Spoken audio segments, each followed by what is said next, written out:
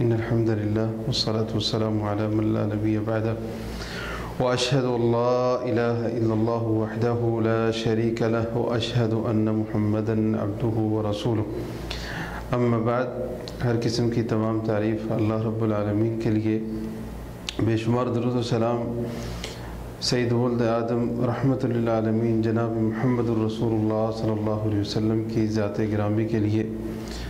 قرآن مجید کی سب سے پہلی صورت، سب سے عظیم صورت سورہ الفاتحہ۔ اس کو فاتحہ اس لیے کہتے ہیں کہ قرآن مجید کی ابتدا اس سے ہوتی ہے۔ احادیث میں اس کے بہت سارے فضائل بیان ہوئے، جن میں سے ایک فضیلت سنن ترمذی میں ہے کہ نبی کریم صلی اللہ علیہ وسلم نے فرمایا کہ یہ صورت، اس جیسی صورت نہ تو تورات میں ہے، نہ ہی انجیل میں ہے، اور نہ ہی قرآن مجید میں اس جیسی صورت ہے۔ اسی طرح نبی کریم صلی اللہ علیہ وسلم نے صحابی ابو سعید بن المعلیٰ ان کو فرمایا کہ مسجد سے نکلنے سے پہلے میں تمہیں سب سے اعظم صورت کے بارے میں بتلاؤں گا، اور پھر فرمایا کہ وہ صورت سورہ الفاتحہ ہے۔ سورہ الفاتحہ، اس کے کئی ایک نام احادیث میں قرآن مجید میں موجود ہیں، اور ان ناموں سے بھی اس کی فضیلت ظاہر ہوتی ہے۔ جیسے کہ ایک نام اس کا الکافیہ ہے، کافیہ کا مطلب کفایت کرنے والی۔ اسی طرح اس کا ایک نام شافیہ ہے، مطلب شفا دینے والی۔ اسی طرح اس کا ایک نام رقیہ ہے، مطلب جس سے دم کر کے شفا حاصل کی جائے۔ تو اس طرح دیگر بھی اس سورت کے نام ہیں۔ نبی کریم صلی اللہ علیہ وسلم نے اس سورہ کے بہت سارے فضائل بتلائے، اور انہی میں سے ایک فضیلت صحیح مسلم کی حدیث میں سیدنا ابو ہریرہ رضی اللہ عنہ بیان کرتے ہیں کہ نبی کریم صلی اللہ علیہ وسلم نے فرمایا کہ جس نماز میں سورہ فاتحہ نہ پڑھی جائے وہ نماز نامکمل ہے۔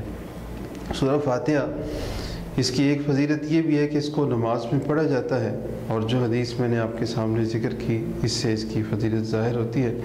اور حدیث کا بقیہ حصہ ایسا ہے کہ ابو ہریرہ رضی اللہ عنہ سے ان کے شاگرد پوچھتے ہیں کہ اگر ہم امام کے پیچھے ہوں تب پھر کیا کریں؟ تو آپ نے فرمایا کہ تب بھی اقرأ فی نفسہا، تب بھی اس کو پڑھو ضرور، لیکن دل میں پڑھو، آواز کے ساتھ نہ پڑھو۔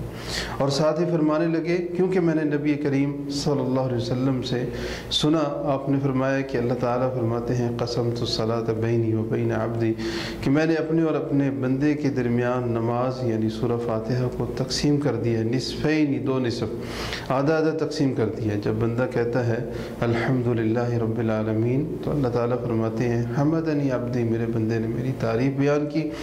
اور جب بندہ کہتا ہے الرحمن الرحیم، اللہ تعالیٰ فرماتے ہیں اثنا علی عبدی، میرے بندے نے میری ثنا بیان کی۔ اور جب بندہ کہتا ہے مالک یوم الدین، اللہ تعالیٰ فرماتے ہیں مجدنی عبدی، میرے بندے نے میری بزرگی بیان کی۔ اور دوسری روایت میں الفاظ ہیں فوض الی امری امرہ، کہ بندے نے اپنا معاملہ میرے سپرد کر دیا۔ اور جب بندہ یہ کہتا ہے ایاک نعبد و ایاک نستعین، اللہ تعالیٰ فرماتے ہیں یہ میرے اور میرے بندے کے درمیان تھا، وَلِعَبْدِ مَا سَأَلَ، اب میرا بندہ جو مجھ سے سوال کرے گا وہ اس کے لیے ہے۔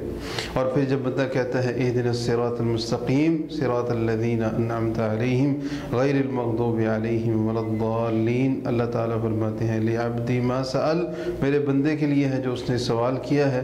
اور اس کے بعد بھی جو سوال بندہ کرتا ہے بقیہ نماز میں، وہ بھی اللہ تعالیٰ اس کی پھر دعا کو قبول فرماتے ہیں۔